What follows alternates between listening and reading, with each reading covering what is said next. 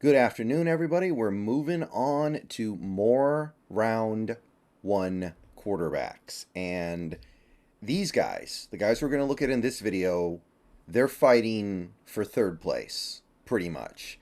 The two guys we went over yesterday, everybody has them 1 and 2. Not everybody, but those guys have been jockeying for 1 and 2 all season. These guys, they're kind of fighting for third place here. And who you prefer just kind of depends on your how you approach things as an evaluator. Who you prefer kind of just depends on what you're valuing here. So let's start with Will Levis, a guy I've talked about a lot this year. Kentucky Wildcat, going to be 24 years old on opening day. He's a prototype. 6'4", 229 pounds, 32-inch arms, 10 and 5/8-inch hands. Only did his jumps at the combine. He threw also, of course, but 34-inch broad, 10 foot 4-inch broad, 34-inch vert. Every big board has him in the top 21, I guess. A few have him in the top 10, a few have him in the teens. One has him right outside the 20s. The aggregate has him at number 9 overall, so he is a top 10 prospect for the moment. He has not put up dominant stats over the last couple years. He's given you 24 games. He's given you about 5,300 passing yards approximately. 43 touchdowns, 23 interceptions. And he was productive with his legs in 2021, not so much in 2022. Completion percentage right around 66%. It is worth noting that his team kind of went to pieces around him from 2021 to 2022. Lost 3 NFL offensive linemen and his top receiver. And he regressed a little bit because of it. But let's talk about Will Levis as a player, not just as a stat line. So what I can say is that he is a prototype. He's got the size. He's nice and big. He's got pretty close to Josh Allen's size. He's got running ability. He's not super fast. He's not Lamar Jackson. He's not even Cam Newton. But he's going to be a positive force with his rushing in the NFL. He's going to be somewhere around Josh Allen type of running ability.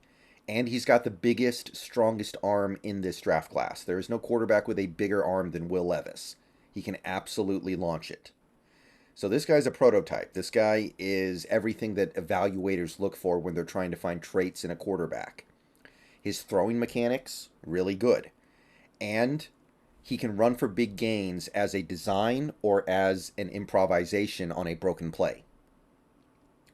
To give you guys an idea of what I'm talking about, when he started at Penn State, Will Levis, he was basically Tim Tebow, who came in on goal line packages to power the ball in. He was basically doing like fullback stuff. So he can run as a plan. He doesn't just run because the play breaks down. So he's going to give you positive stuff as a plan with his legs, and also he's going to extend the play and make plays with his legs when the play breaks down. He ran our offense at Kentucky. The McVay/Shanahan offense was being run at Kentucky. So he's going to be very familiar with what we are doing offensively. He's also really good pre-snap, one of the better pre-snap quarterbacks in this class. Really smart with that stuff. But there's a laundry list of problems with Will Levis, and they all kind of made themselves evident last year with how he played in those 11 games. He turns the ball over too much. He turns the ball over basically as much as guys like C.J. Stroud turn it over in 2 seasons. And obviously it's not a one-to-one comparison, but he puts the ball at risk way too often. His lower body mechanics are messy.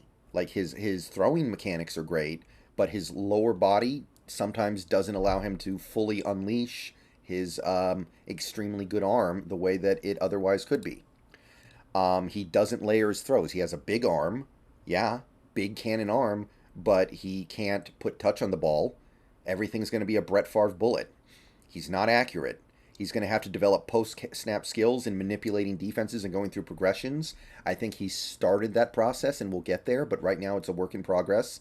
He didn't have big production in college, like I said. He is going to need a little bit of time, and he's already 24 years old, or will be by the time the season starts. So we have problems here. Now, I'm going to say this.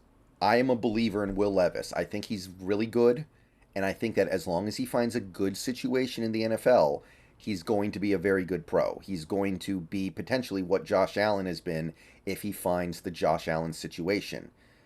But there are a lot of things that need to be ironed out in his game for him to get there, which is frustrating because he's played in a pro-style offense and is already 24. And I understand that there isn't as much excitement around him as there was when the season started. Now, here's the thing. Will Levis is already 24 years old. If you draft him at 5, you're going to be benching him for at least 1 year behind Geno, potentially 2, because Geno's on a really agreeable contract. And if he plays really well this year, you're not going to just let him go because, oh, it's this guy's turn. So here's the difference. If Levis sits on the bench for 2 years, when he's done, he's 26. CJ Stroud, if he did that, would be 23. So that's why I say yes to Stroud and no to Levis in this situation. He's worth a top 10 pick, just not for us right now. If we didn't have Geno, I'd be all over this at 5. I would be. But as it stands, it doesn't make sense. At least with Stroud, he's young enough to where when he comes out on the other side, if Geno gives you 2 more good years, he'll still be really young. Okay, now let's go on to the other guy who's competing for top 10 status in this draft. It's Anthony Richardson of the Florida Gators. This might be the most talented quarterback of all time, but he's also got miserable college production. 21 years old. I think he's still 20. He'll turn 21 soon. 6'4", 244 pounds. Big. 32 3/4 inch arms. 10.5 inch hands. Nice long arms. Massive hands. 4'4", 340. 153 10-yard split. 40.5 inch vert. 10 foot 9 inch broad. So he's super young. He's huge. He's long, got big hands. He's fast. He's quick. He's explosive. Like, this guy is a laboratory experiment that has escaped. There's no other way to put it. We have never seen a quarterback like this before. And that immense talent has him in the top 10 of a lot of big boards. And even the ones that don't have him in the top 10, they're going to have him in the top 20. The aggregate has him 4th right now. Like, he is a guy who has skyrocketed his draft status since that miracle, amazing combine he had. However, there's the other shoe that we need to drop here. He has 1 year of starting experience. He played in 2021, but he didn't start.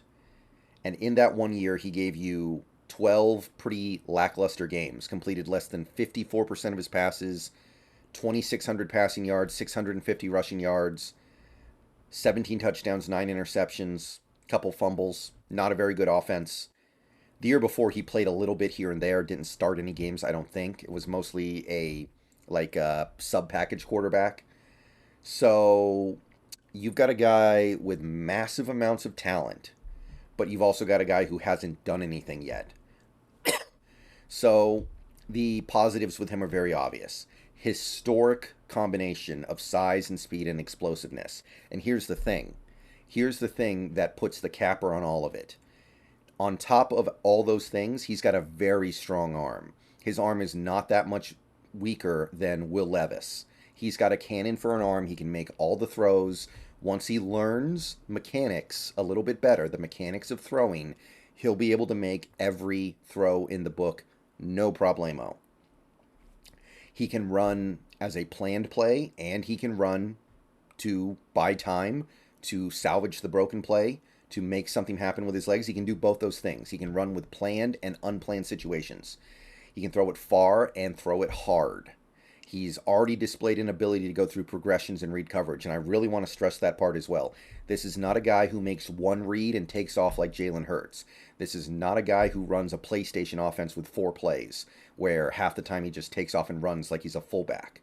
No, this is a guy who will go through progressions, read the defense, and figure out where to go with the ball. When he takes off to run, he keeps his eyes up. He's trying to still throw the ball. He's not just thinking, oh, that guy wasn't open, I guess I'm just going to run now. No, he is trying to play a NFL style of quarterbacking, a traditional NFL style of quarterbacking. He just happens to be really big and fast and athletic while he's doing it.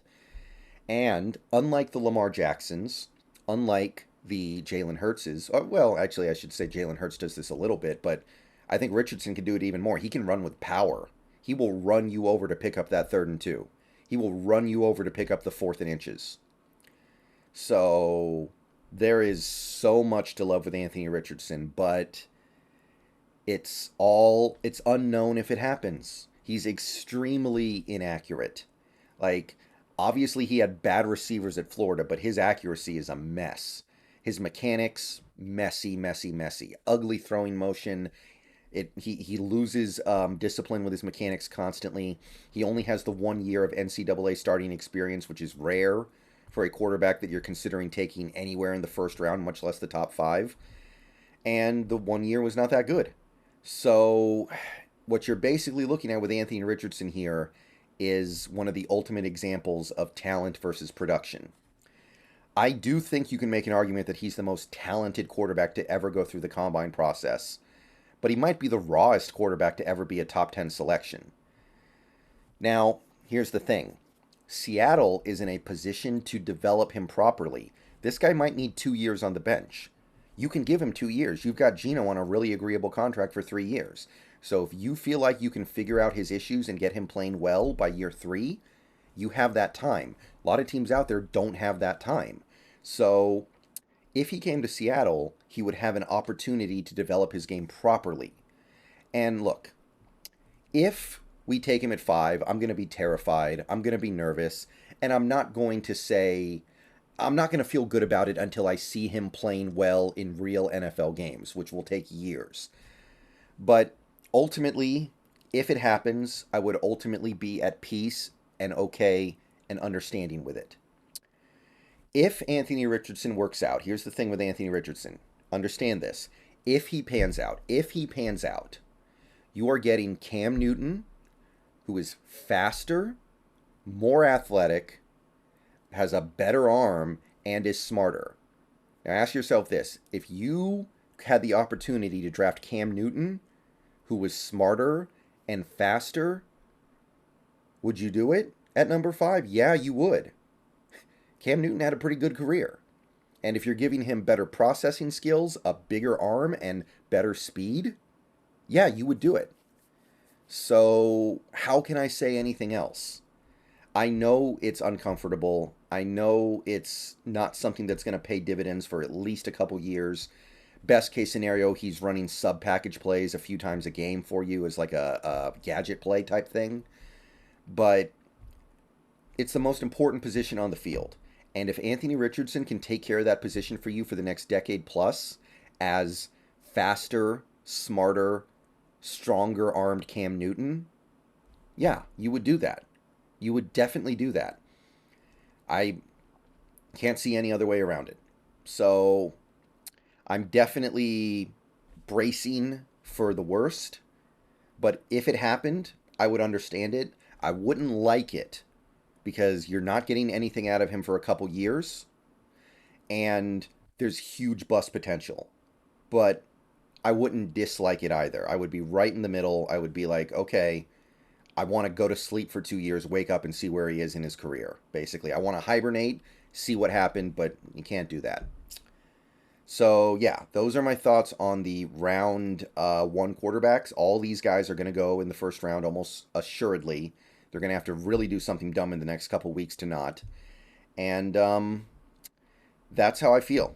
These young guys who need some time on the bench, I would take them. The guys who are a little more pro-ready and older, nah. All right, so tomorrow we will be moving on to day 2 quarterbacks. There are not that many of them right now, but we're going to put our thoughts together on them. See you guys soon.